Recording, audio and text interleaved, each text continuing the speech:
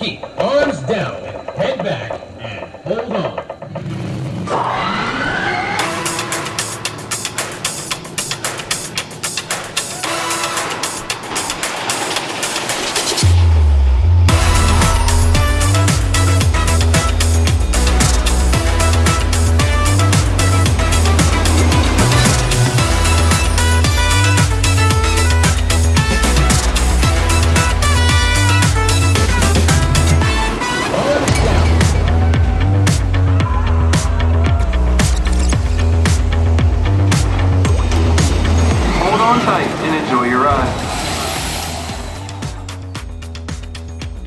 So, first off the bat, I'm still sick. Still sick. So, yeah, that's why my voice is like this. However, if you're Coaster 101 in the Roller Coaster Museum, you probably think I'm just going through puberty. I don't know.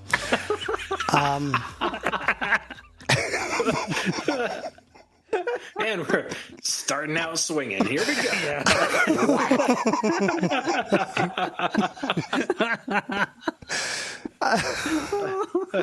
For those of you at home, the term you're looking for is punchy. We're punchy. Yes.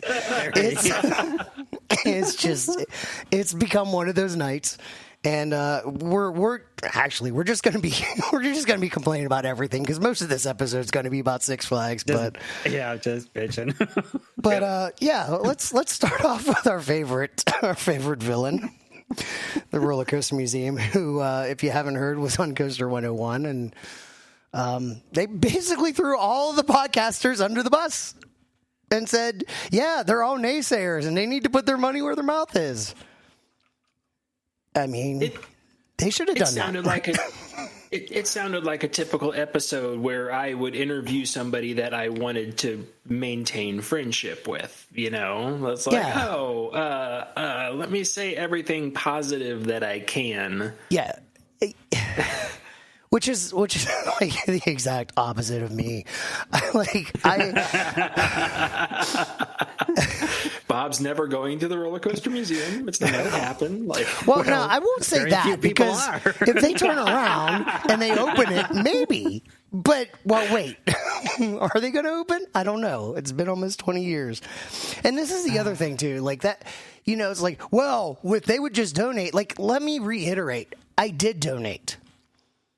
They went off on this whole thing like, oh, hey, we just need to get over this hurdle and we need to open up this visitor center and then we can open to the public.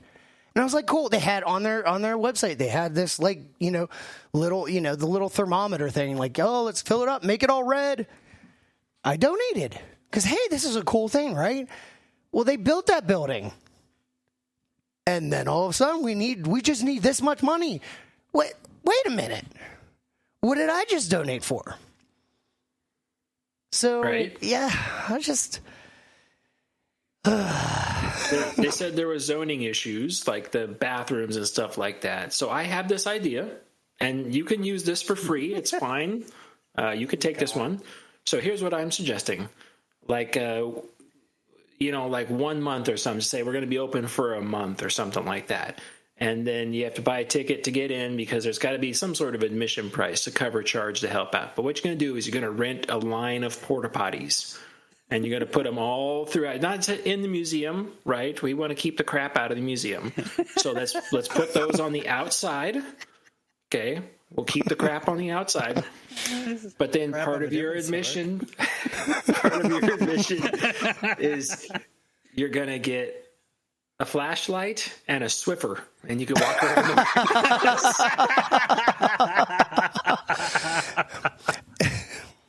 And while you're there, you can help them document what they have. Because they kept making this big point about how, well, we don't know what we have. Like, what are you doing? Yeah, like, what do you do with your time if you're not open to? What's the oldest thing you have? Well, I'm not sure. We still have to document. We have to update our websites. Like, you keep telling us that the proof is on the website, and then here you are saying that you haven't updated your website. What are you doing? What are you doing? I think the best thing, though, the thing that got me the most, because it was like 15 minutes apart. There was this whole thing where they went off on how everybody's saying like, oh, well, you're in the middle of nowhere, and it's hard for people to get there, and blah blah blah, and they like, but we're closer to an airport than Dollywood. Like, okay, there's an argument for you. What is it in the way of an airport? Right. But it's not DFW, okay? Right? So, but it's like this whole 5-minute thing where they're saying like, oh yeah, well, there's a park in Amarillo, like. Okay, there's a park in Amarillo. Whatever. Make yourselves out to be this like, oh yeah, you're here. And then like I literally think it was like 10 or 15 minutes later, they're asked the question of, well, what's the average time do you think that people will stay there? And they said, well, we think about 2 hours. But we think enthusiasts will probably stay more, being that we're not really in a hub. Wait, which is it? Are you near things or are you not near things? Like, you can't just change the argument to fit whatever the question is. True. Oh, you know what? I just, sorry. Let me retract that earlier statement. All right. Maybe I said something I shouldn't have said. Okay. All right. Let me retract that and say, all right, they don't need to charge admission. Okay. I'm going to retract that part. They need to charge for parking by the 15 minutes.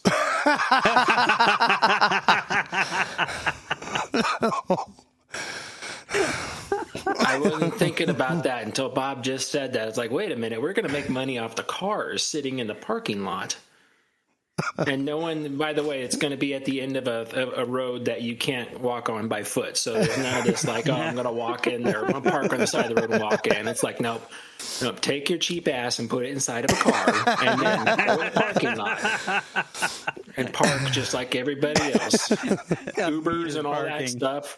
Uber's a flat $100 fee to come in.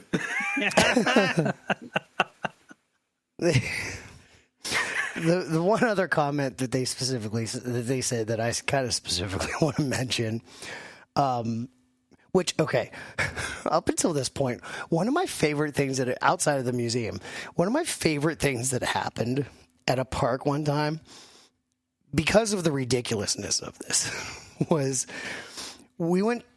this was like either the day before or after Hollywood Nights, and like a ton of enthusiasts were at Kentucky Kingdom, and they didn't have any lightning run shirts, and people were very upset about this.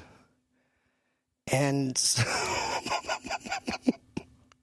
the employee literally, I still can't believe he said it. He's like, well, yeah, we don't have it right now because it's like a Disney Vault thing. We take it away for a while to make it more valuable. Oh. Okay. Is that how we want to play this game? Okay. Yeah. All right. We all just kind of laughed and left the shop. But this is they were like, they made this point of saying, like, invoking Walt Disney's name into the roller coaster museum and saying, Walt Disney's vision was all about how it'll never be finished. Yep, but it opened. Right. And has been for like a long time now. It may not be finished, but it's open. And I think this is kind of the entire point that we've been screaming at you, museum. You don't have to be finished. Let us enjoy it. Come on. God. That was the dumbest comment I've heard in a long time. Oh yeah. Because it literally, it is that statement is saying the exact opposite of what they meant it to say. And you know what? If Disney effed up that bad, I would be right there with my flashlight and a Swiffer walking around Disneyland as well. I would gladly take my crap outside the park and come in with a flashlight and Swiffer and be like, what do you guys need cleaned? I'm here for it. I only clean in little Disney shapes, by the way, little 3 circles. Oh, perfect. Yes, of course. Yes. So you want a whole surface area cleaned, you're going to need a lot of people overlapping,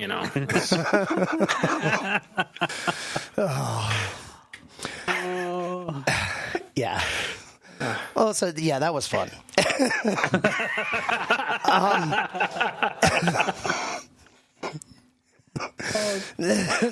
You can't talk anymore. We're just going to call the show right here. We're done. That's it. That's the whole show. That's it. Doesn't get any better than this. Right? Yeah, this is Side Friction Podcast, episode 105. This is for November 15th, 2025. I'm Bob. I'm Greg. I'm Ryan, the ride mechanic. Aside from the museum, there's all kinds of other stuff going on, mostly at Six Flags. But we're going to start out with what the hell just happened? Yeah. Out of nowhere, Hershey just bought another park. And not one I would have guessed. No. This just literally came out of left field. Hershend is now a Silverwood property. No, Silverwood is now a Hershend property. Yeah, that oxygen's got to get there, huh? My brain is getting no oxygen. It's not good. So Silverwood is now a sister park to Dollywood, Silver Dollar City, Kennywood, Lake Compounds, Adventureland, all of those. I don't know how I feel about this, though. I'll be honest with you. Yeah, I never had any inkling that Silverwood was going to be up for sale.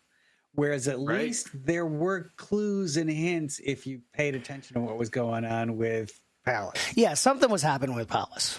Right. You knew something was going on there. Maybe didn't know what until the last second exactly, but you knew there was something happening. But not this one. Well, and I think the thing for me is the Palace acquisition. I don't like acquisitions and consolidation as a whole. I don't. But when it comes to this specifically, I think that the Palace acquisition specifically, I think that the world we're in right now with, the Six Flags disaster, which we're going to get into here, and United Parks, I think that's okay, they're positioning themselves to compete, which I kind of like. But now I'm wondering, are they just I don't know. Are they just oh, what else can we buy? What else can we buy? Let's buy more. Let's buy more. Can you hold on and do something with Palace? Let's, focus on what you just bought. I don't know. I'm not saying this is a bad thing. I just don't, it just raises so many questions in my mind. What caused this to happen? I mean, if Silverwood was in real trouble, okay, then that's a different story. But the fact that this just came out of nowhere, I don't know. It's weird. There's one thing in this article that makes me wonder if it wasn't a question of Silverwood pursued Hershend to buy them rather than the other way around. Because let's see if I can find it quick. There's a quote. When the time came to pass the torch, Hershend was the only choice. That's, coming from Paul Norton of Silverwood. So it kind of hints, it's not clear, but it hints at the possibility that they were looking to sell and Hershend just maybe wasn't looking to buy, but there was this perfect opportunity between another family-owned oriented park that if they didn't snap it up now, what would happen to it? The opportunity wouldn't come again, for sure. So was it, like you say, Hershend just grabbing to stay competitive, or was it Silverwood looking for someone to sell to that they would be confident would do well with the park? Yeah, and I think that's the thing. If Silverwood was okay, yeah, we need to sell, then that's less concerning for me. But it's just it's weird timing. Yeah, I don't know. I'm not raising any alarms yet. It's just it's more of raising an eyebrow than anything else. Yeah. But yeah, that's all they acquired it. That's kind of all the news on that front. We'll see what happens.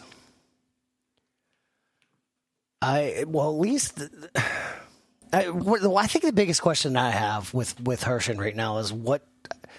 It doesn't seem like there's any changes right now for season passes with Palace, but like on the horizon, like how is this going to affect season passes? Like what is Hershon planning?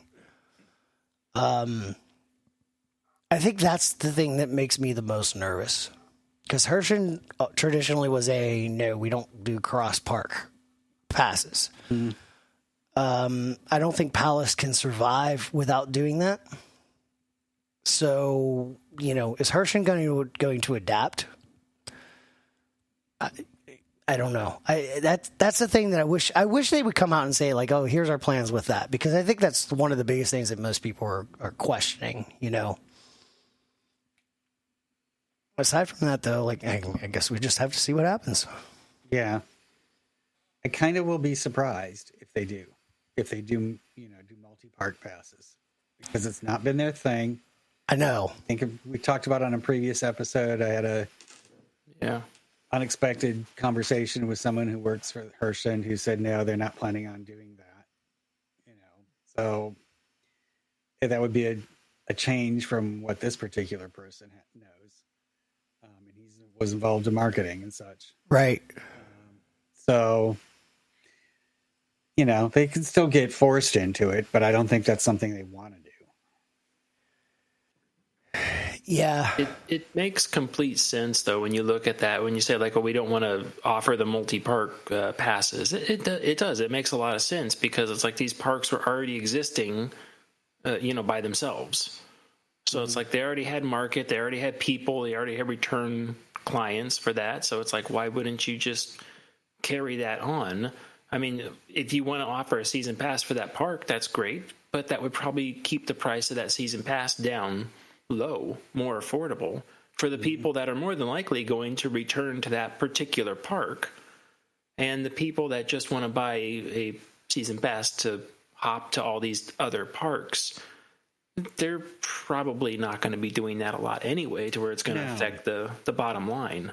The properties that Hershon owns, even with these acquisitions, they're not that close together, whereas in certain parts of the country with Six Flags parks, you've got, Great Adventure, you've got Dorney, you've got King's Dominion, and you've got, in the same state, you have Cedar Point and Kings Island. So right. Offering multi-park passes makes more sense in that scenario, but Hershon's parks are spread out, and it's not like Silverwood is close to anything else they have. Right. I could even see offering, if you want to do multi-park passes, I could even see extending the branch a little bit and saying, like, hey, look, if you had, which just as you pointed out, there's not really out there, but if you had 2 or 3 parks that were very close to each other, then you could say, like, oh, here's like a regional, like, pass, like, for these 3 parks, because they're right next to each other. That's that actually what Palace did. Area. Palace did that for a while with the PA pass. Okay. We'll get back to the PA pass in a second. We were just having some audio issues, so if the volume was going up and down, hopefully it's going to normalize here, and if everything goes okay, it's going to remain stable now. I'll tell you what, man, I'm tired of technology, even though it's what I do. That's okay. That's why people listen to Bob the Show Mechanic.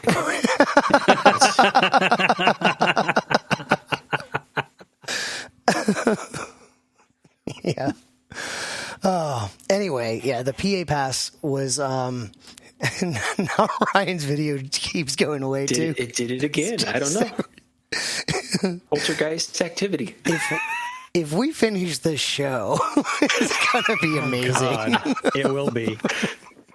Oh, it's going to be another 4-hour night's sleep. I can see it. So the PA pass was Palace's regional thing. So if you were in PA, you could buy a PA pass that worked on all of Palace's PA properties, which was Kennywood, Idlewild, Sandcastle, and Dutch Wonderland. But then, like, whenever John Rowley took over, he made it a point to say, like, no, we're going to make this right. And that's when the Platinum Pass came to be. which I know I really appreciate. So yeah, I don't know, but I mean, John Rowley's still there, so he might fight for it. That's what we're gonna hope for that anyway. Yeah. Time will tell. I mean, look at how long it's taken Herschend to start doing things with Kentucky Kingdom. They let it sit for a long while before they started putting their touch on it. Yeah, but they removed T3. I don't like that. Which, oh God. Why did I say that? I kind of remember, don't talk about Kentucky Kingdom, because Bob's got a one-track mind. And the track was on T3. No, I do understand that. I do understand why they did that. I just don't like it. Which one was T3?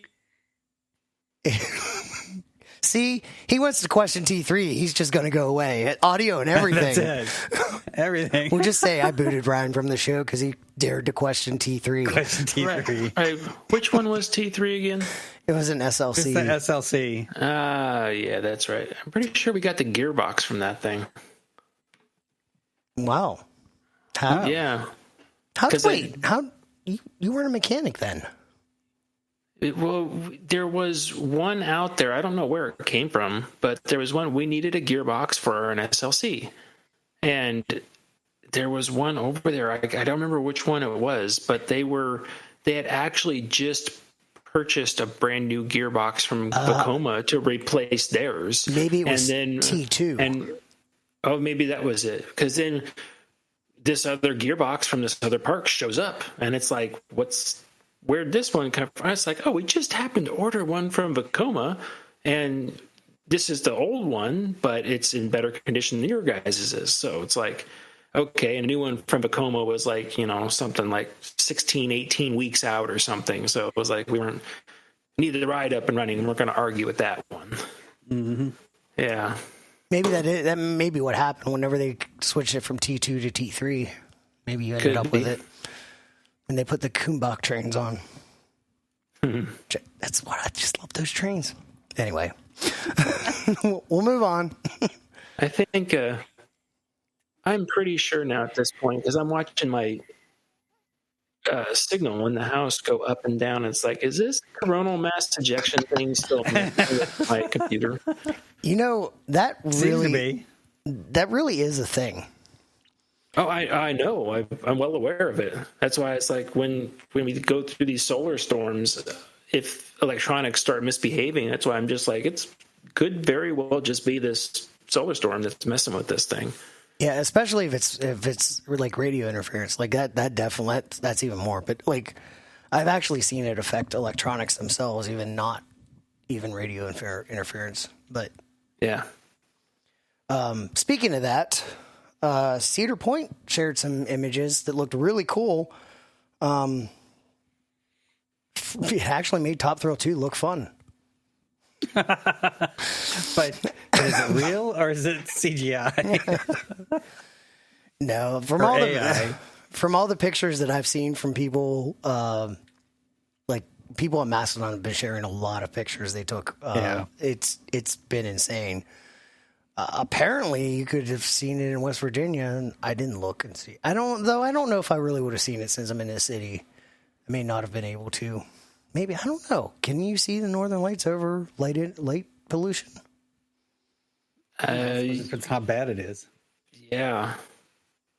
It depends on intensity and everything. Like the first night of the storm, it was like a 1.2 or something at least. And then the night number 2 was supposed to be almost up to a 5, which is the point where they start like, okay, we're going to have to protect the power grids and stuff like that.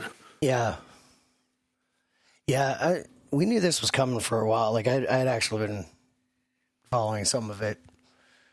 It was kind of a weird thing. I never actually got to the point where I could actually prove it, but I actually, for a while, was like kind of tracking solar activity in comparison with like hard drive failures. And I kind of noted a spike in the number of hard drive failures in the data center, kind of correlating with solar activity. But I mean, I don't have enough proof that that's what it is. But there was certainly enough to raise an eyebrow at. Yeah. All right. Yeah. So the sky looked really cool at Cedar Point. And now, let's talk about the rest of Six Flags. Best news about Six Flags we've got. You live next to Six Flags? Do you like going there? You might not be able to anymore. It's hard to say. Six Flags now says they are going to be closing more parks. Well, they may be closing or selling more parks. Yeah, so they had last year they had a profit of $111 million. And this year they lost $1.2 billion. That's a bit of a... Yeah, how is that possible? What the hell? I mean, like, we kind of all know Six Flags is in trouble, but holy shit.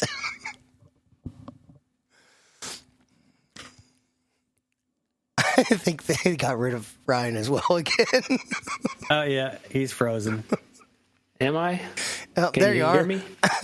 Okay. He's back. He looks like what do I look like? well, it's, bucket of for a minute crap? you look like the a Japanese movie dubbed into English where nothing lines up with it. Godzilla. The sound in your mouth. We're not doing the same thing. I love that little bit of lag that you get on stuff where it plays ahead and you can hear the audio, the person's frozen, and then suddenly the two catch up with each other. Yeah, that's what's going on. Yeah. Fast forward. It's like,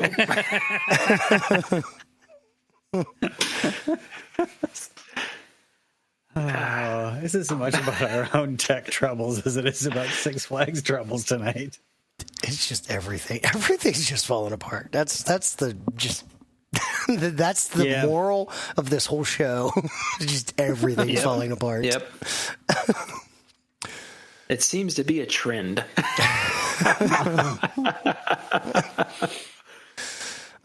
Yeah. So, do you guys think that Travis Kelce has like an extra $1.2 billion sitting around? You think he's? I mean, Sincerely doubt it. Now his girlfriend might. That's a good question. 1.2 is a lot with a B. It is. It's staggering how much the media is like, oh, don't worry, Travis Kelce's on board. Like, what the hell is he gonna do? Yeah. It's ridiculous that the media just keeps like, if you search for news like we do every Thursday before the show, trying to find stuff that's not Six Flags related today, which we failed at.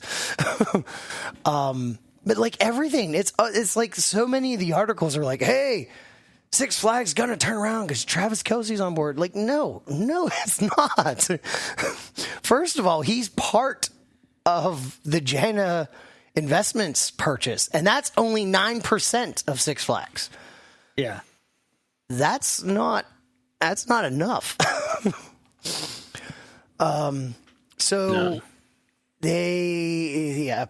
Apparently California's Great America is still expected to close sometime between 2028 and 2032.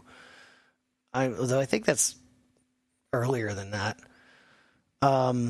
I had heard a rumor that they extended a contract, but which maybe that's why they're saying 2032, because I had heard the contract was extended to 2030 or something like that. So I don't know, but I think it's expected. I mean, that property they have to rent, so I can see Six Flags going, well, we're not going to pay rent for that property, Right. But they also sold undeveloped land around King's Dominion, which this is the other thing that bugs me. If they wanted to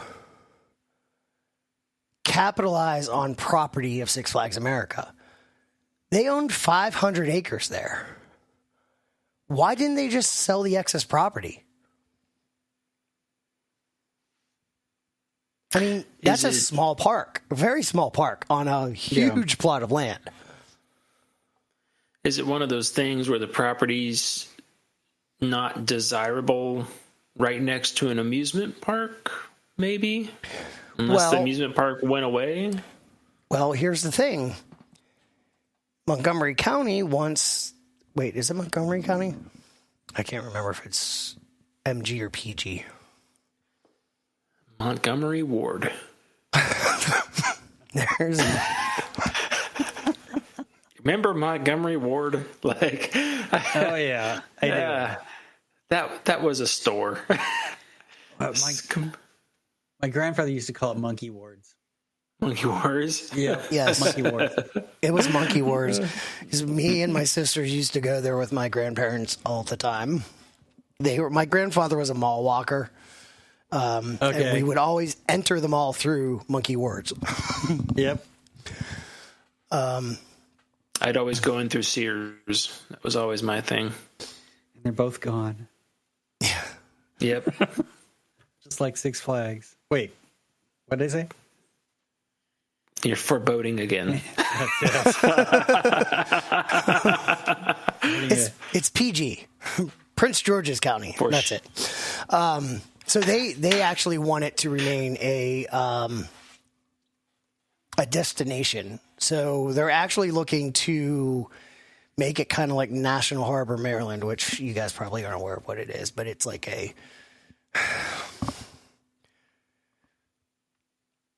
don't know, like the waterfront in Pittsburgh. Yeah. Thing with the Ferris wheel right on the water. Yeah. There you go. That you see as you're flying into DC National Airport. Yes, exactly. That's how I yes, know it. That's it. That's it. Now they want to have another one of those. So in that regard, if that's what the county wants, there's no reason why that can't exist next to an amusement park. Yeah. True. The county does not want housing there. That's what it seems like. They really do not want housing there. They say they have 10 bidders. I don't know. We'll see. It's like the way they talk about it too is like, well, those bidders have not said no. Like that's far from a yes. Yeah, long way. Maybe one of the secret bidders is. Or one of the bidders is actually secretly Hershend. Oh my God. Could be.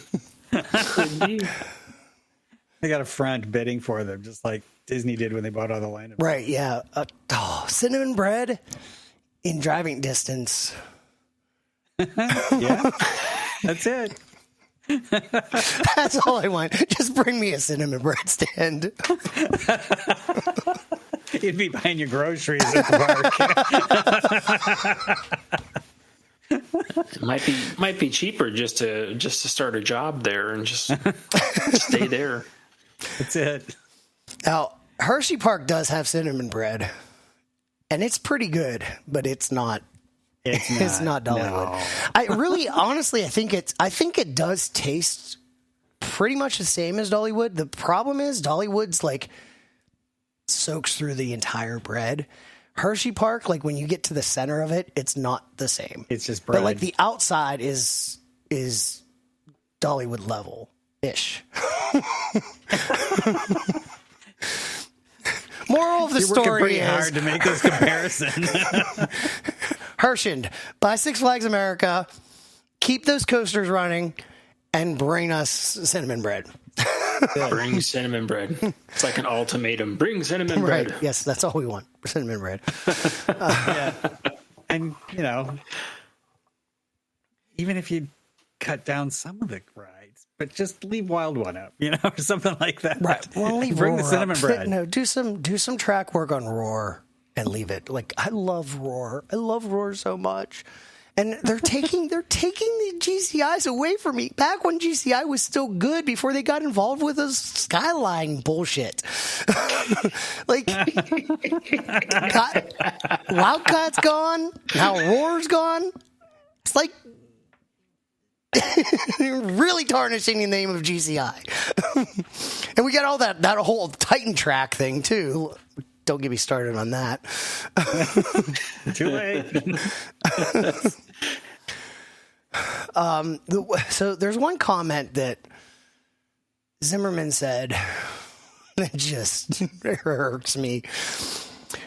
He said, our efforts to stimulate demand did not achieve the desired returns, and our decision to shift to more advertising spend earlier in the year in an effort to drive consumer awareness further impacted third quarter results.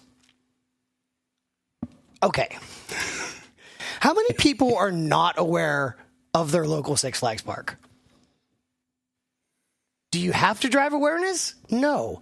Here's the problem. The problem is people are hyper aware of Six Flags and all the stupid bullshit fees that you encounter in these parks. And like all the just crap that's going on. Like people are very aware of Six Flags and that's why they're not going. Yeah. Was this before or after the weather? I don't. During. There's always weather. There's always weather. There's always the weather. Perpetual black clouds over all of the Six Flags parks. Right. Scientists still have yet to crack this, but for some reason, there's just always black clouds over all the Six Flags properties.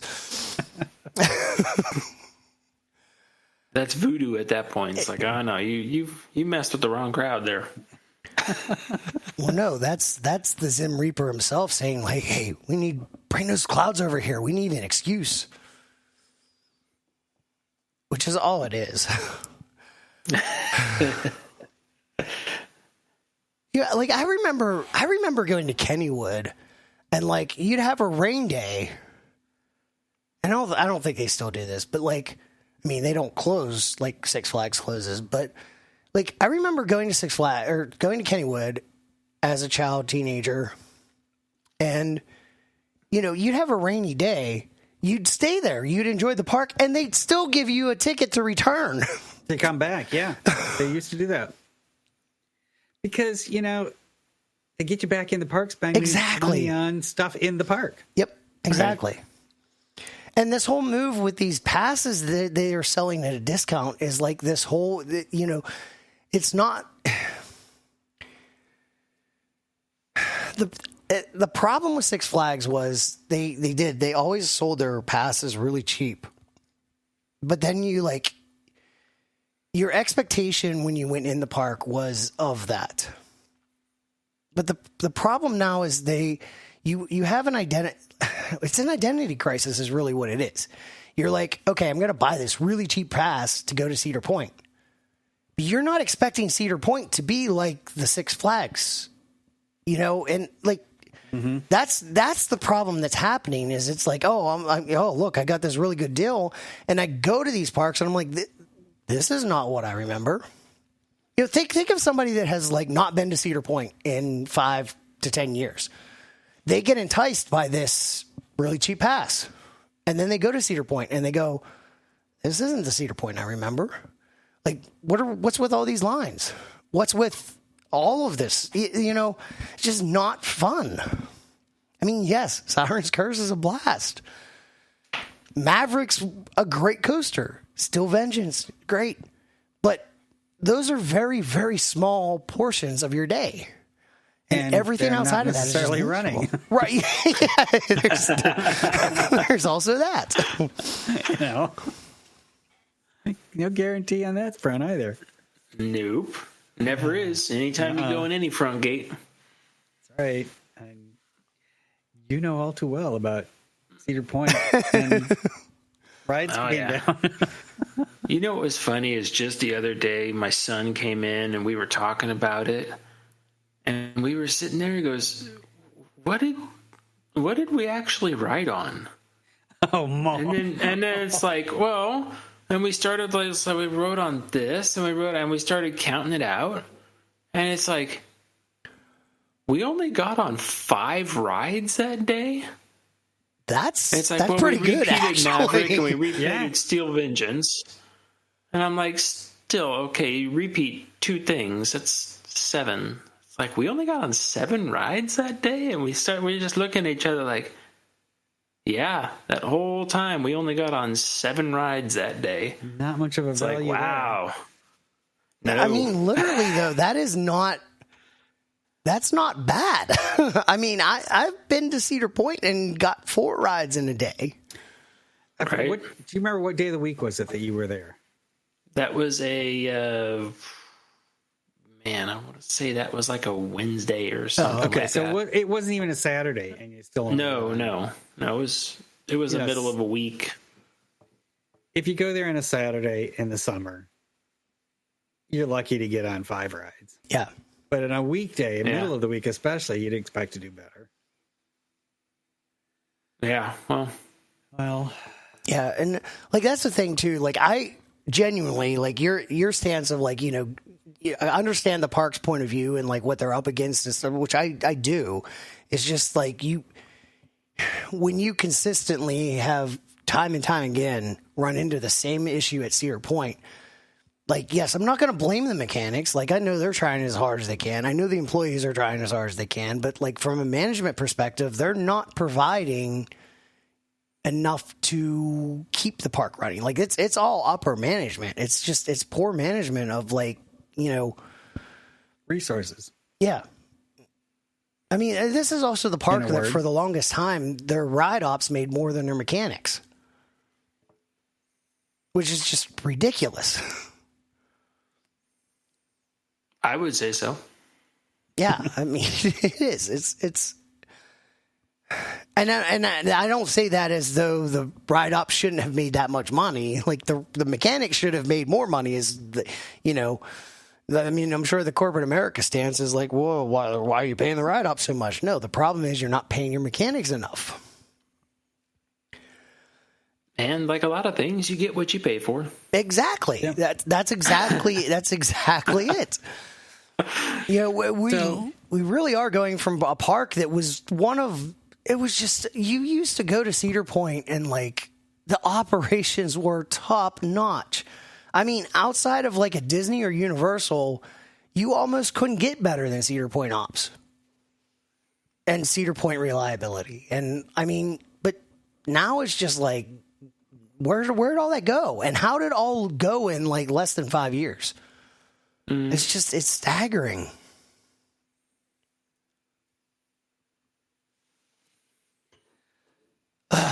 Well, yeah. So like, yeah, they're going to be closing more parks. And I hope to God that they're going to sell parks and not close them. But, you know, there's that whole thing of like, we don't want the competition. So I don't know. I don't know what to expect. It's all bad.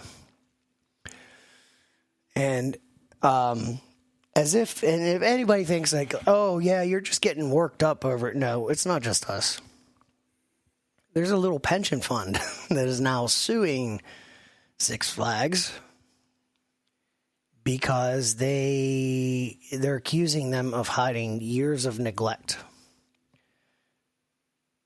Well, here we go. I beg to differ on the hiding part because all you had to do is walk into one of their parks. Right. You could see the peeling paint. You can see the, whatever. there's a bit of irony to this because the big exception to this was actually Six Flags America. Look at the pictures on closing day of Six Flags America. Look, Superman, no, but like Joker's Jinx. Bright paint. I mean, they had been putting so much TLC into Six Flags America. And that park was getting so much better. And that's the one they close. Like, it's just, but you're right, though. You go into most of the Six Flags parks, and it's like, yeah, it's just horrible. It's like, why does that look like that? Why isn't that painted? Why is that so dull? Why is it, it's just like, bleh. Yeah. When I was last summer, went to Great America for the first time in several years. And even, years ago when I had gone, it was kind of heartbreaking compared to what it used to be way long time ago when it was Marriott. But the last time, like I said, peeling paint, weeds growing up as tall as I was in places where there should have been flowers. And yeah, it was really bad. I mean, it was seedy both literally and otherwise. And it was just so sad because I know what that park used to be before Six Flags got their hands on it. And, you know, they actually had really good theming and everything throughout that park. And now it's barely there. They just have a nod to it. And one of the lands has been turned into, you know, DC themed stuff. But even at that, it's not cohesive within that area because you still have rides outside of that area that are, you know, DC themed. It's a mess as far as customer experience and the look and feel of it. Yeah, they got some great coasters there, and the only one that was an issue in terms of operation was American Eagle, which has been for a long time because that is really sadly neglected. I so want Gravity Grip to go in and save that coaster, but I don't know if that's going to happen. You know, not the way things are. Yeah, they're not going to spend money on it. Great Adventure is the same thing, though. Like, that park just used to be, even as a Six Flags, like, that park was amazing. And it even before they decided to get rid of, like, the 7 or 8 rides in a single season, I mean, there's so much neglect in that park. And, you know, it was just like, yeah, they don't have a product that is that appealing. I mean, you know, it's like, yeah, we got a really great coaster and everything else around it sucks. And I can see where, as an investor, you know, because just because you're investing in a company doesn't mean you go to the parks. Right. So they could have been surprised when they discovered that they weren't investing in the parks, in the just basic upkeep. And so they, you know, well, the problem was they were just justification listening for this lawsuit. They were listening to the naysayer podcasts. Yes, that's right. No, if they had been listening to the naysayer podcast, well, no, they just thought, oh yeah, they're just naysayer podcasts. They just, you know, disregard, like they're just, you know, they're just naysayers. Yeah, and they're still waiting to get their ticket into the museum too. Right.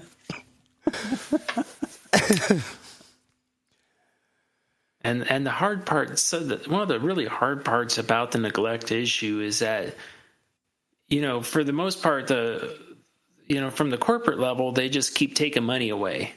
Yep. And it's like every time they take money away, it's like, look, the park still runs. And then they take more money away and they go, look, the park still runs. But by the time all the effects of that money going away start to show their head, it's like you can't just put the money back and make it go away. It's like you have to put everything back and reinvest all the money that you took away from the start and put it back into it, plus more. Mm-hmm. It costs a lot of money to let something deteriorate. Yeah. Well, and like, I mean, the bigger problem is most of that money that they take away ends up going into executive pockets. And then those executives don't want to let go of that money. They actually want to increase it more. So, you know, it's... I wonder what Zimmerman actually makes in a year. It's got to be I'm sure it's something ridiculous. You know, it's the maintenance budget of a couple rides, at least. Hell, his annual bonus is probably that. You know. Yeah. I'm thinking about a company I used to work for, not in the amusement industry at all, but still a notorious industry. Everybody in the industry is going through a period where they're, you know, filing bankruptcy protection and everything, including the company that I worked for. And still, the judges in bankruptcy court were allowing huge bonuses to these people who had run the company into the ground. Yeah. That's depressing to see, isn't it? Yeah. Yeah. They even had to get, you know, approval from the court to do these bonuses, and he signed off on it. No problem. Yep. You know, the premise is, we have to do these bonuses to retain our talent. Like, what talent? Right, yeah, what it's bankrupt. Don't you think we need maybe some new talent? Right. Yeah, and like that's what ends up happening. You know, I think we're gonna. I really do. I think we're gonna see Six Flags in bankruptcy, and we're probably gonna see the same thing. Executives are gonna walk away with so much money, and the parks are just gonna, who knows, either sit and rot, or best case scenario, somebody picks them up. But see, there's the problem is now we're in the scenario where like there's not that many operators. Yeah, who's going to pick them up? Right. And to the point where the neglect part, it's like it's not even profitable to pick up the park anymore because there's so much stuff that's wrong now. It's like, well, I got to give this and I got to have that and this and that, and it's like, well, people don't want that. It's like, why didn't the investors know about that? It's like, because then you would see that it's not profitable unless they dumped more money into it. Well, the investors didn't want to dump more money into it. They wanted a return on their investment. That's what they wanted. They wanted the money out of it, not money into it to make the money keep coming out of it. Exactly. That's what this all boils down to. It boils down to short-term gains versus long-term investment. It's a bubble. Inflate it, ride the inflation, and then get off of it right before it pops. Which is literally the opposite of the definition of investment. Isn't it? Like, isn't investment like we put money into it and let it build? Not like we put money into it and then cash it all out. Like, that's not an investment. That's a scheme. That's gambling. Yeah, exactly. Yeah, that's exactly what it is. Yeah. That's loaded gambling too. That's kind of throwing the, you know what's going on, so you're playing it before it actually happens. Borderline insider trading. Yeah. Well, so this lawsuit, it doesn't just stop with this little pension fund. It's actually turned into a class action lawsuit, and now they're actually getting more people on board. This is going to be big, I think. Now, I don't know. I'm not a lawyer. I don't know how this is going to play out, but I think with as bad as things are going, you can just point to you made $111 million last year, and you lost $1.2 billion this year. Like, I think that's a fact that's going to be like, yeah, something's not right. Yeah. Yeah. How many days was it raining? Really? All of them. 423 days last year. Yeah. 423, huh? Wow. Yeah. That's a long year. Did you miss that all of the Six Flags properties were moved to Ireland? Did you miss that? I missed that one. It's absolutely insane. So here's I don't know what to make of this, but it's kind of an interesting what's going on. Janet Partners, who is somehow Travis Kelce is involved with. That's the thing that gets me with the whole Travis Kelce thing is it's like, oh yeah, Travis Kelce is on board. How? How is he on board? Because he partnered with Jana Partners. Okay, so is he just part of this 9% that Jana Partners owns? I assume, but how much of that is it? Like, you think about that, like divide that amongst everybody. Like, he's got like what 2% of Six Flags, and he's going to turn the whole chain around, right? So somebody that was part of the investor group left. He degrouped from it, and they said they did that in order to enable him to pursue a complementary opportunity involving the company. Okay, so what I get out of this, like, I can't really make any heads or tails of what this means with Jana Partners, but this seems to me like there is a lot of stuff going on of like takeovers, and I feel like there's something in the background going on of like, I don't know. I feel like it's something shady, but I honestly don't know. It's just kind of interesting. Like, oh yeah, let's make this big deal about it, and then all of a sudden, like only 2 or 3 weeks later, it's like, oh yeah, well yeah, that guy he left, but it's okay because he's pursuing something complimentary. Oh, nice. Yeah, like a free soda. What? Have a Coke and a smile. Thanks. You know, I kind of think about this, just my opinion, just I think all these things happening right now and these people coming in and out and all these parks doing these things, including some of these other things like the Hershon deal. I think what Six Flags is right now is basically a Jenga tower. And everyone is trying to manipulate the block just enough so it falls one direction. Yeah. And they're left in a good spot. As long as it doesn't fall on top of them, they're like that's good. So I think all these people are just moving stuff around and just finessing a little bit here, a little bit there, just enough to say that they're in a good spot. They can pull out of it, at the right point and not be accused of anything. And I think I think it's just groundwork for a mass exodus. That's a very good. Like that's exactly it. That's a very good illustration, I think. Yeah, they don't have a team of people working toward the same goal. No, and that's beneficial to the company. It's everybody doing their own little trickery. Yeah. Now the hope with Hershon though is they're not public. So that's why I have a lot more faith in Hershon because they're a private company. They don't have to deal with shareholders. Mm-hmm. So that's why I'm a lot more optimistic with what's going on with Hershon and Palace than I am with like United Parks and Six Flags. But I think that's exactly what's going on because you have that organization that's out there saying, well, here's what you do, Six Flags. You sell all of your property and then you rent it back. Like, any idiot can go, that's a dumb idea. But if you're the person that's buying that property, that's not a dumb idea. And that's exactly what's being set up here is like, this is like, okay, Six Flags is about to collapse. It is. It's a Jenga tower and it's teetering and it's going to fall. So let's not worry about preserving the tower. Let's pull the blocks out that make it fall in the direction we want that benefits us the most. Right. That's a spot on. That's a very good analogy, Ryan. Very good. Genius, Ryan. Thanks. That's I'll be here all week. Tip your waitress.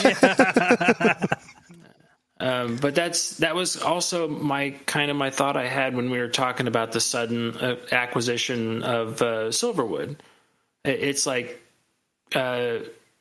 It's one of those things. It's like, okay, well, other companies out there, Hershon, and I'm sure other ones, it's no longer, I feel like it's no longer if Six Flags falls, it's when they fall. Mm-hmm. So in that case, we're looking ahead and we're saying, well, what can we do strategically to put ourselves in a good place, not knowing who's going to pick up the pieces or even if there'll be any pieces to pick up. And maybe, maybe Silverwood was like, oh, we're thinking about coming out and we need to pass this on. And Hershon was right there saying that strategically is a good move for our particular company.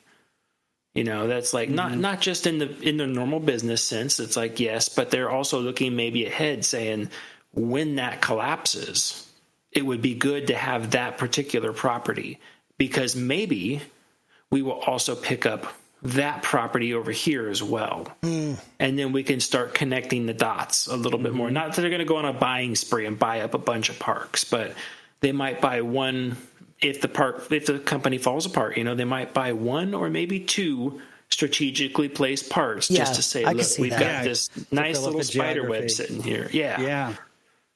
I think just a thought, I think the ones that are really standing by and watching right now are probably Merlin. I think that's the organization that's like, okay, let's keep an eye on this because they've kind of dipped their toe into the U.S. and I could just see them going, we want more. But let's hold off. Let's wait. Let's wait for to this the fire sale. Yeah, let's wait for this House of Cards to come down, and then we'll get a really good deal on these properties. I don't know. Like it's hard to say whether that amounts to anything or not. But I get this that because there's not enough operators in the U.S. to absorb those properties. I think that's we're going to see like international groups looking to that. I mean, and like that's the thing. Like if we still had Premier, Cedar Fair, Six Flags, SeaWorld, even just those, like that's you divide properties that fell amongst those. That's there's homes for a lot of parks. But right now you're looking at, I mean, well, clearly Six Flags isn't purchasing anything. United, I don't know. United probably will pick up something. I could definitely see them picking up something. It'll scare me when they do, but outside of that, who? Like there's nobody else in the U.S. that's gonna pick that up. No. Netflix. Ooh. Yeah, it could be somebody totally out of left field that never would have guessed. Yeah. I was going to say Paramount, but Netflix works. Well, Netflix Paramount's been there, done that. I know. Paramount doesn't know what they're doing with CBS and like all that. They've got enough going on right now. Netflix, though, they do have their first amusement park. And I only take the term amusement park loosely right now. Loosely, yeah. Very. King of Prussia outside of Philadelphia now has Netflix House, which it's free entry. They're making a big point of this, but tickets for the One Piece and the Wednesday themed experiences start at $39. Yeah. So it sounds like a very expensive park. But it does. It's kind of cool. It's kind of a cool thing. They have a virtual Squid Game. Is that what? Did I read that right? Or wait, maybe that's not. Oh yeah. Visitors can play a game of Bridgerton-themed mini golf or partake in immersive virtual reality games based on popular series like Squid Game. So it doesn't sound like they built the maze hallway, the stairs. Oh, you're disappointed. That's all I wanted. Historically, these things make a lot of money, and they I mean, I don't know about a permanent thing because these are meant to pop up and go away. But I mean, it's essentially it's a pop up Instagram spot or TikTok spot or whatever you want to call it. It's designed for. It's like, okay, what is it? It's something that's visually appealing that lets people come in and take a F ton of pictures, post them on social media, and then next thing you know, all the other influencers want to get those same photos, so they go to that place as well. I mean, that's what those things are designed to do. And it's like, yeah, I mean, every pop-up shop like that I've seen go other places, they charge a cover to come in the door, and all it is these backgrounds to go take pictures with, and people just flock to them like crazy. And they pay a lot of money to go in and take pictures. Yeah, but that's the thing. That's for the short term.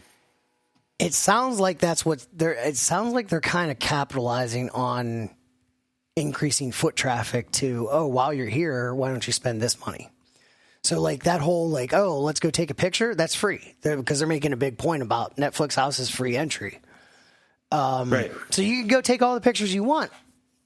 But once you're there, it's like, well, but don't you want to go in here? That's the money. Wednesday spot. That's, those ones that you really want with this, because they've already said this is the thing that's popular. This is what people are trying to do. They're already holding the cards. So they're like, oh yeah, come in, take pictures. That's cool. Wouldn't you like a picture in this area? Well, guess what? That one has the price tag on it. Right. Yeah. And then you're there. It's like, I might as well. Let's go. Come on. Basically, pay the money. Get these pictures. They took the Six Flags thing that's not working for Six Flags right now, and they out Six Flags them by saying, yeah, we're not trying to entice you with cheap. We're enticing you with free. But then once you're here, Free. Then you can spend the money. And Free is hard to turn down. Exactly. Yeah. And that's why I think this is going to work. Yeah. Let's see. Was it last year? No, a year or two ago. We were in Southern California around Halloween time, and we took the kids to the niece and nephews to the mall for like this trick-or-treating thing. And they had this like pop-up haunted house deal. It's like, cool. And it was free to go through. It was like, okay, cool. So you went down, there was like scenes to take pictures with and stuff like that. And then at the end, it was, I can't remember what it was. It was some characters of something. But if you wanted to do that, that was like $15 a person. So yeah, every single one of the kids, just like 15, because all of them wanted to do that. It was like, okay, so we did that. So that was it. Come for the free, stay for the you pay money now. Yeah, right, yeah. Well, and see, that's the thing. It's like, what Six Flags is doing is they're trying to upcharge something you already paid for. But like, when you do it like this, it's like, well, we didn't charge you anything. This is...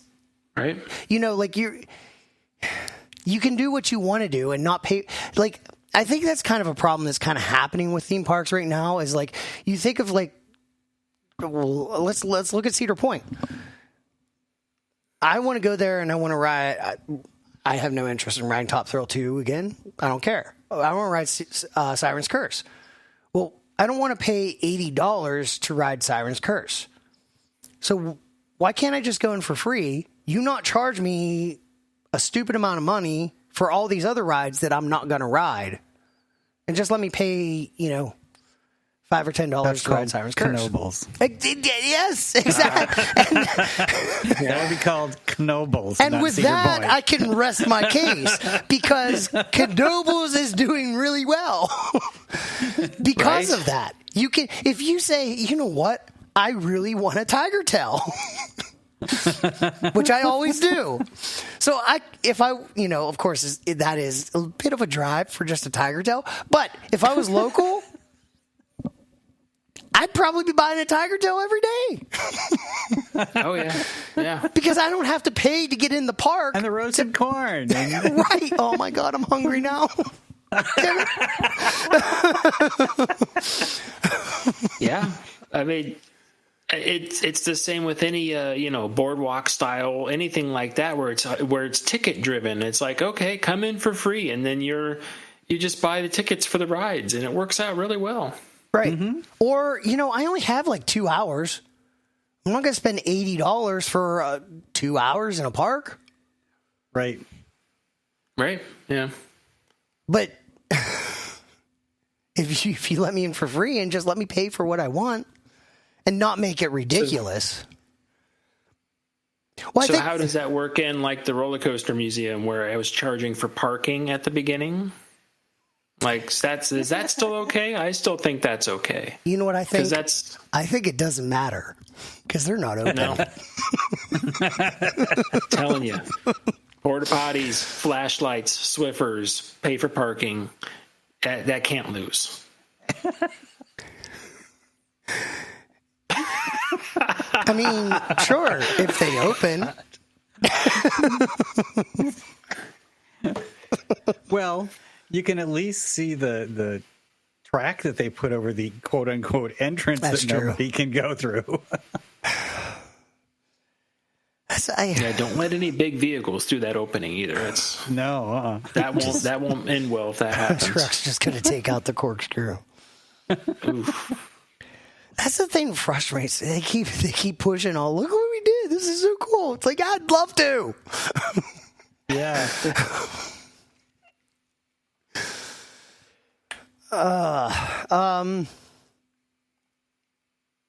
Wait. This park's going to open? I didn't. Where'd you sneak this article in? Oh, a long time ago. You missed it. I completely missed this one. So yeah, this park down in Lake of the Ozarks that this was one of those that I think we've talked about in the past, and it'll never open.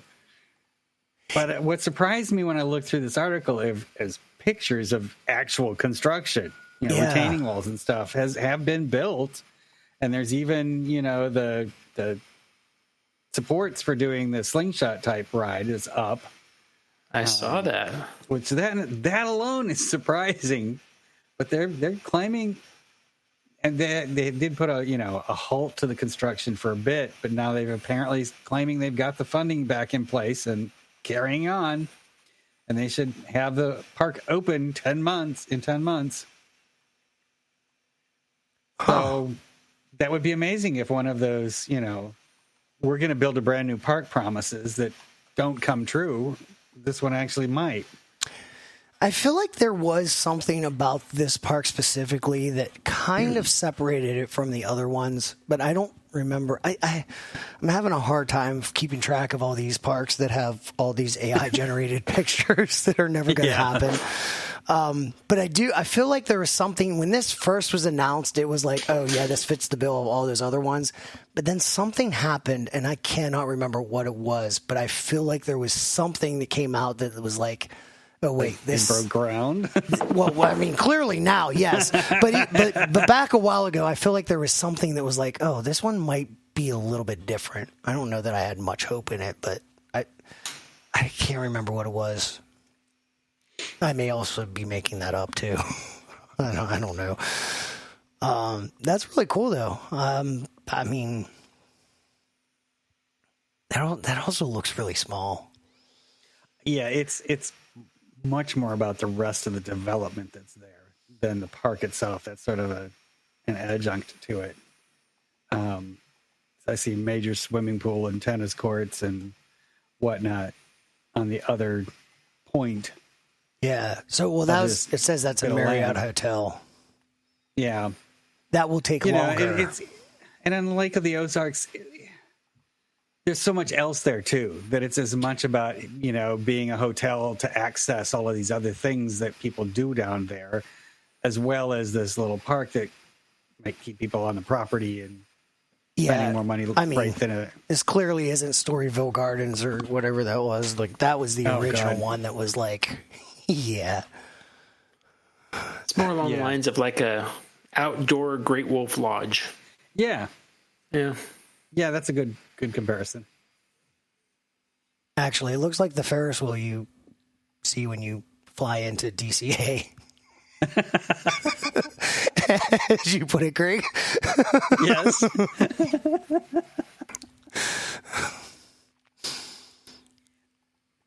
Well, I guess we'll see. Fall 2026. That's a bad time to open a outdoor park, isn't it? Yeah, it would seem like it, but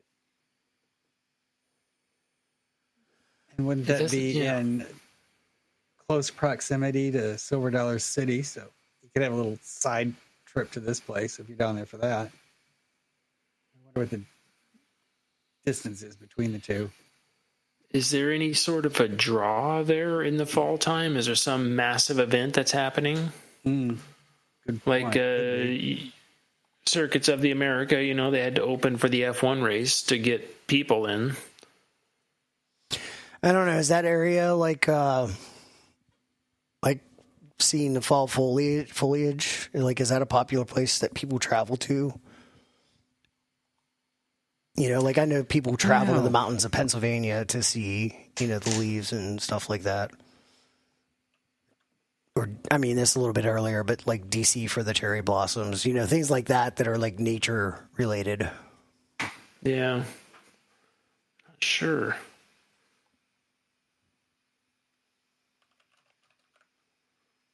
Yeah. Things to do in the Ozarks in fall. What's that come up with? The ride construction crew is scheduled to arrive in February. Marriott Hotel project will likely open late 2027. Huh.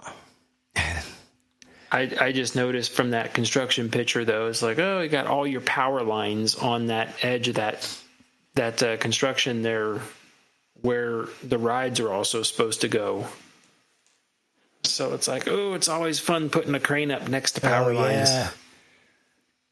Oh, wow. I Yeah. just checked my geography, too. They're not all that close. Silver Dollar City and this place are 2 hours apart. That's still close. Relatively, especially since, if you're going to Branson, from my perspective, to go to Silver Dollar City, that's a little bit of an effort. Right. Well, we'll see what happens. It's kind of cool to see that they broke ground there. Was this existing ground, or did they build this land? It almost looks like this. It does. It looks like they just let's make an island. They filled it in there. Yeah, let's build a couple of peninsulas and put a park on it. Yeah. We'll see how it turns out. Yeah.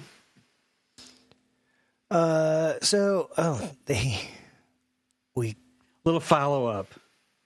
They captured them. The boater bro. They not just captured, they gave themselves up. Did they? Wait, what? I didn't read this. Yes. The first one of the three he turned himself in, and then a little while after that, the other two did as well. So I guess they realized that the videos, showed so clearly who they were that they might as well, because they're going to get caught. Yeah, it's just a matter of time. Right. You see the writing on the wall. Well, that's good. Including did they do that writing? Probably. Yeah, we're talking about the Playland invaders that came in on a boat and vandalized and stole stuffed toys and all that stuff that we talked about, back when it happened. Was that last week when we talked about that, or the week before? I think week before. Week before. Yeah, but they're now in custody, waiting a date for trial. Yeah.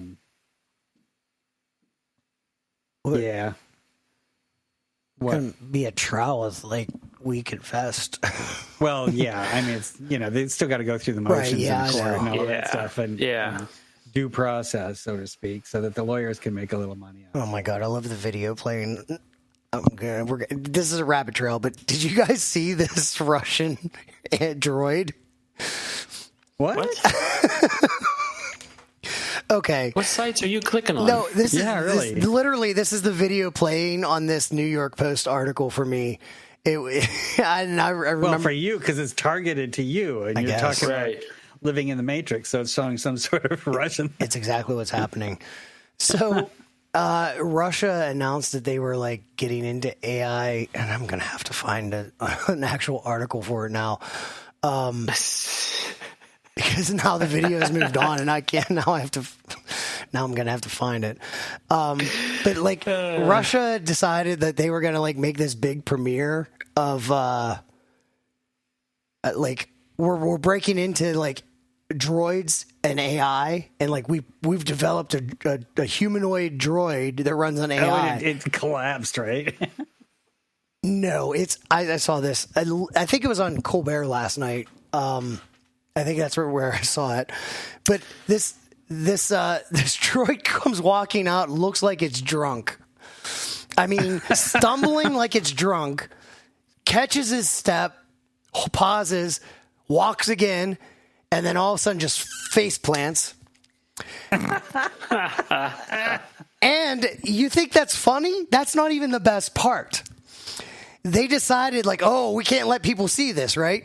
So the guy pulls this black curtain across, and it looks picture basically somebody holding a bed sheet in front of it. Yeah. Except it's twisted up, and he can't even get it to cover up the droid. I was about to say, is this where one of those projections happen from the rear where they're trying to cover it up and it shows them hitting stuff with hammers in the back? It sounds like a skit. Kind of sounds like a skit happening out there. The other thing I had when you were talking about that is I pictured all the failed RoboCop scenes. Where they were inventing the different series of robots, the humanoid robots, and they would all come out and do something crazy. And it's I had that picture too. So there's the there's the video if you guys want to watch it. It's so funny. Oh my gosh. Now, Oh, do you yeah. know, is this video AI? No, no. Apparently, this is real.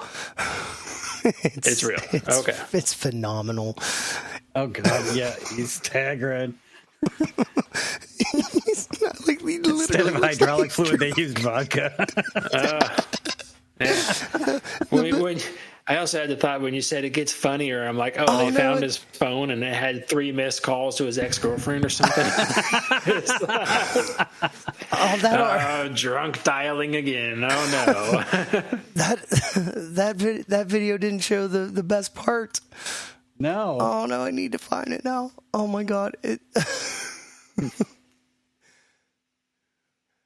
All right. See if The color tones on it look kind of odd to me. Yeah, I With think the it's because gold, it kind of looks like skin, but not with the black on. Honestly, it looks like it's out of the Rocky Horror Picture Show a little bit.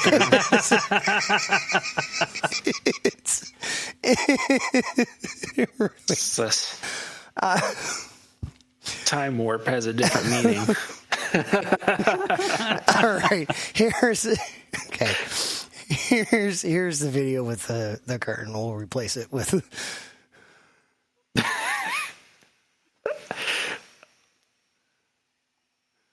Oh my god, it's hilarious.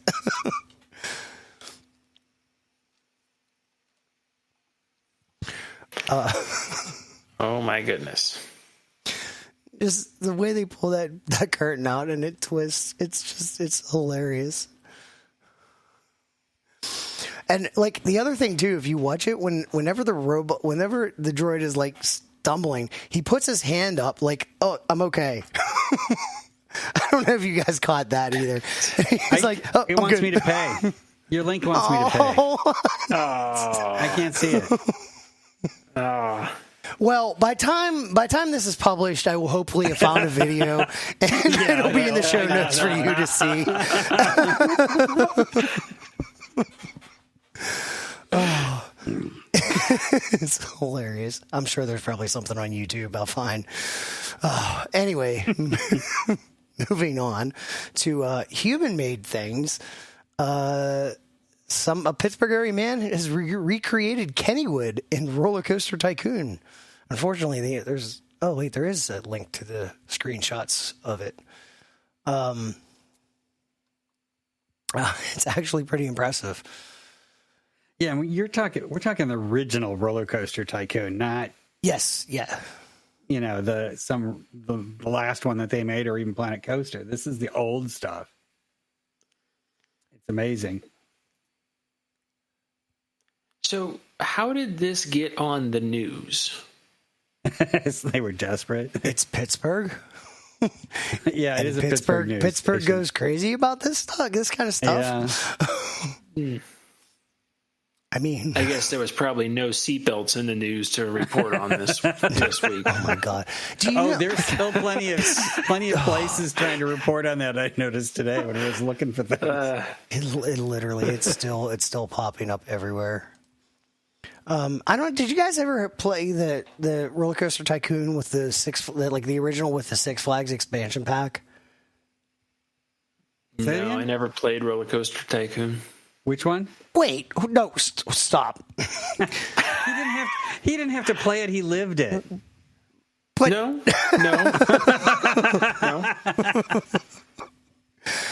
I was not nerdy enough for Roller Coaster Tycoon. Oh man! I apologize.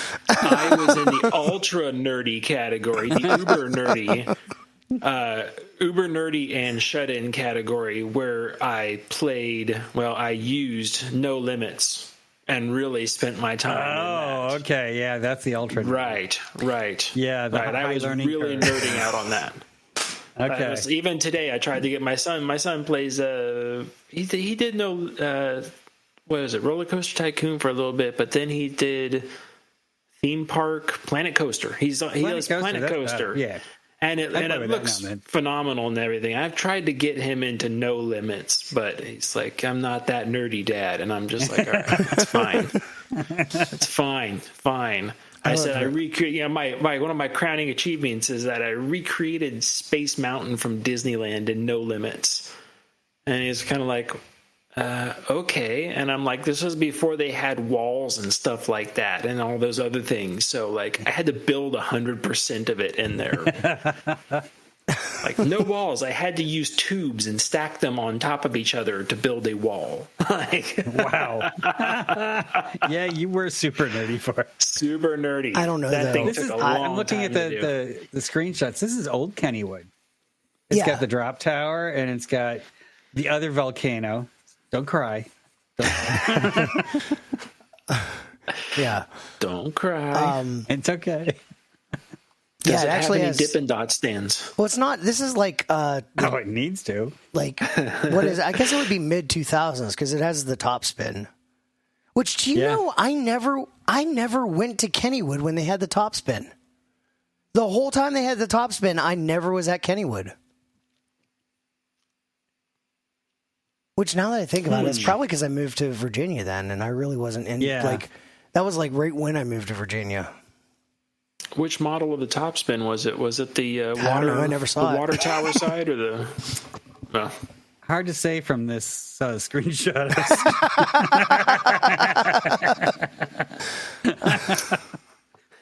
It was called Big Kahuna. Yeah, that's right. All right. Oh, they have Exterminator in there too. In the building. This is actually really impressive. Wait, no, it's not just that because there's still curtain. Yes. Oh, so it's confused. it's Kennywood's greatest Time hits, traveling. so. There you go.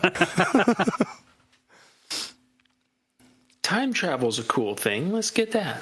Yeah, All you need is a flux capacitor. That's it. and a DeLorean. Do it. Say what? You need a DeLorean too. Oh, absolutely. Absolutely. Have you ever driven around in DeLorean? I can't say that I have. No. No. We had one at the body shop that came in one time, and it was just there. I wanted to see if I could, there, because the guys were like, see if you could even fit in it. And I was like, okay. So I went over to it, and they're like, you have to take your shoes off. It's like, we're really trying not to mess up the interior. I mean, we're in a body shop here, but it was like, no, they're like, guarantee you with your shoes on, you can't put your feet on the pedals. The foot box was so small where the pedals are. Wow. They're like, because my size, I have like size 12 feet, right? So they're like, nope, you have to take your boots off because your feet will literally not fit next to each other down and inside that footwell. I was Wait, like, is okay. this is just the factory DeLoreans like Factory, yep. They're tiny little cars. They're tiny on the inside. that? I haven't seen Which is it yet. a But crazy thing. One of the biggest downfalls to the DeLorean was the fact that it was the stainless steel outside, the exterior. Whereas you dented them or did anything, you couldn't repair them. You had to replace the panel. And which was it. That's why that was like Elon Musk built that Cybertruck. That was the same thing on the outside. Yeah. It's like, didn't we just have all this trouble with DeLorean? Yeah. I don't know, maybe because that was just like, oh yeah, look, we just build the panels now and they're interchangeable. Look, bang, bang, boom, swap them out, no big deal. And DeLoreans definitely were not set up that way. Not at all. So maybe it's a manufacturing thing. well, I don't know. The Cybertruck's the most ridiculous looking car I've ever seen in my life. And what's even more ridiculous is I have seen now about 4 Cybertrucks that all have a wrap on them. Oh yeah. Yeah. Yep. So instead of, doing the selling point bare metal body, they make it all black. And one of them was bright orange that I saw. It was really bad. There's a That blue seems one to in be the thing Martinsburg. these days. Everyone's doing wraps on cars. I mean, it's way cheaper than a paint job is. And if you don't like it, you could just take it off and put something else on. Another Heck, one. you don't even have to take it off. Put something else right over the top of it. And if you have a good sponsor name, you can put the sponsor right on the side of it. You should do a rap on your car, Ryan the Ride Mechanic.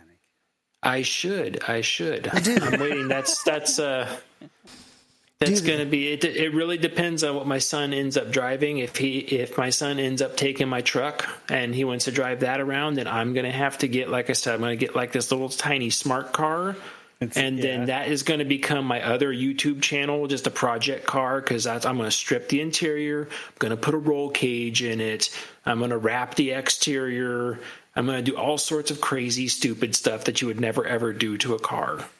It's like, don't put eyelashes on the headlights. No, that's dumb. I'm not going to do that. But what I will do is I'll put a small 15-gallon trash can in place of where the exhaust should be and put a neon light around the outside of it. That makes it go faster. That's like an extra 20 that's horsepower. The type of Fast and the Furious stuff that car is going to be right there, you know? Do you remember when Red Bull used to like buy people cars and like say, No. here? I don't know how it actually how you got involved in it, but Red Bull actually would like sign an agreement with somebody and they'd say, okay, we're going to buy you this car, but it had like the Red Bull can on top and like Red Bull. So it was like advertising for them as you drove around, but you got a free car out of it.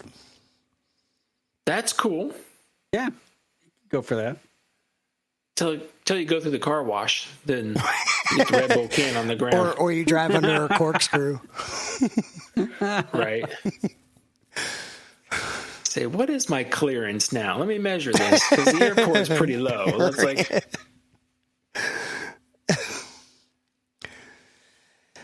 Well, the last story we have here is Waldemir's Wacky Shack is turning 55. Going to end on a Pittsburgh note here. It's so cool. Like I love that these rides stick around. Yeah, because it's one of those. Well, I suppose you call it ghost train style track and car that you ride on, but Wacky Shack isn't meant to be haunted house kind of thing. But it's so corny and it's so, of its time. And yet people line up for this thing like it was a brand new ride. Because it's fun. Yeah. I mean, I don't like the jump scares, but. But hey, I'm really proud of you for going in the Haunted Mansion at Knoebels this summer. Yeah, produced a great image. Yeah.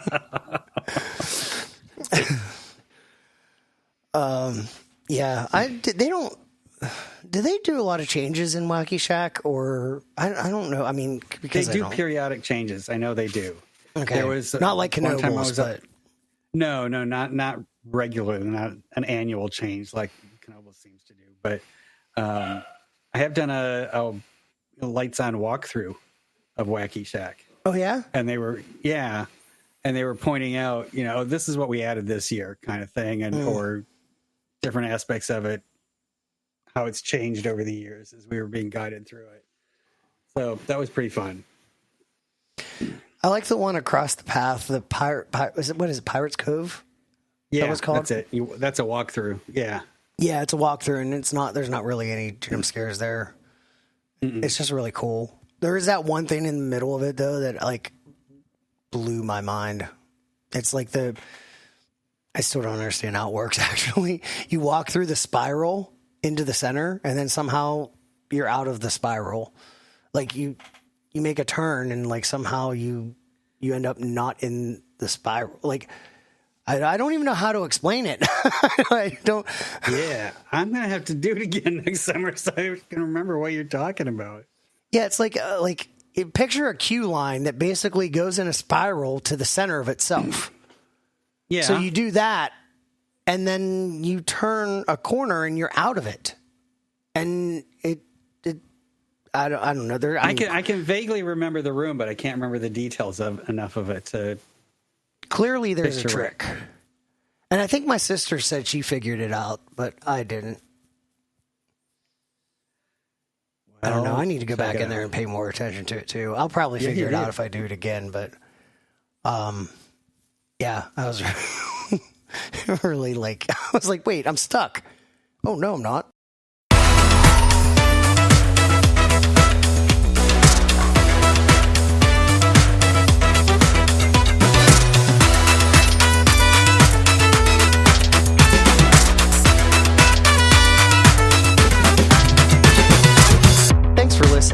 Side Friction Podcast. We release new episodes every Saturday at 9 p.m. Eastern. If you enjoyed the show, please consider leaving us a review on the platform you are listening to.